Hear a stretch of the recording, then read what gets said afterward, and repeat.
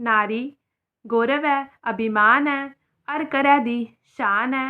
नारी ने गै रचना विधान है। हत्थ जोड़िए ते तह दिल कन्नै सारी नारियें गी मेरे पासेआ प्रणाम है। नमस्कार, अ'ऊं Janvi Sharma GCW parade college BA first semester दी छात्रा।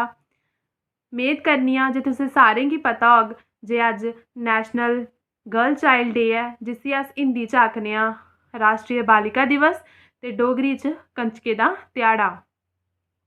अज्ज अस इस ध्याड़े दे इतिहास बारै जानगे जे एह् ध्याड़ा कदूं ते की मनाया जंदा है।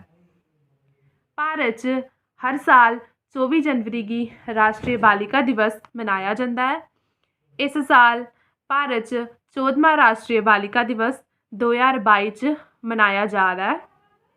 पहली बार राश्ट्री बालिका दिवस 24 जनवरी 2008 च मनाया गया हा। राश्ट्री बालिका दिवस की शुरुआत 2008 च महिला ते बाल विकास मंत्रालय थमां कीती गई ही। हर साल 24 जनवरी की एक खास वजह करी एह् बालिका दिवस मनाया जंदा है। 24 जनवरी 1966 च भारत की पहली महिला प्रधानमंत्री दे रूप च इंदिरा गांधी जी होरें शपथ लैती ही। इस करी कांग्रेस पार्टी ने 24 जनवरी गी भारतीय इतिहास महिला शक्तिकरण गी जागरूक करने ताईं राश्ट्री बालिका दिवस दे रूप च चुनेआ। राश्ट्री बालिका दिवस मनाने दा मुख्य उद्देश्य भारत दी सारी नारियें गी उं'दे अधिकारें बारै जागरूक करना है। इस दिन दा बड़ा महत्व है कि जे इस दिन नारियें गी शिक्षा, रोजगार ते उं'दे स्वास्थ्य बारै जागरूक कीता जंदा है। दिक्खेआ जा तां पैह्लें कुड़ियें कन्नै बड़ा भेदभाव कीता जंदा हा, यानी उ'नेंगी मुड़ें शा घट्ट म्हत्तव दित्ता जंदा हा ते जन्म शा पैह्लें गै मारी दित्ता जंदा हा, जिसदे कारण उं'दी संख्या घट्ट होई गेई।